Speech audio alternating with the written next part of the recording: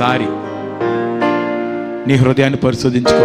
నమ్మి బాప్తిజం తీసుకుని కూడా ఒకవేళ సీమోనులాగా ఇంకా మోసకరమైన జీవితం ఒకవేళ నీలో ఉందేమో. నేను దేవుడి దగ్గరే ఉన్నాను కదా, దేవుడు చెప్తున్నాడు, నాలో నీవు నీలో నేను నిలచి ఉండినప్పుడు నువ్వేదడిగినది నువ్వు పొందుకుంటావు, ఫలిస్తావని దేవుడు చెప్తున్నాడు.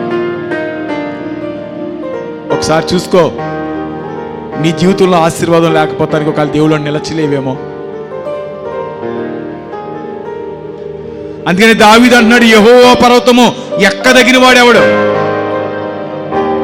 నిష్కలంకమైన జీవితాన్ని నీతిమంతుడు యథార్థవంతుడు మాత్రమే యెహోవా పర్వతం దగ్గర నిలబడగలదని దేవుడు చెప్తున్నాడు.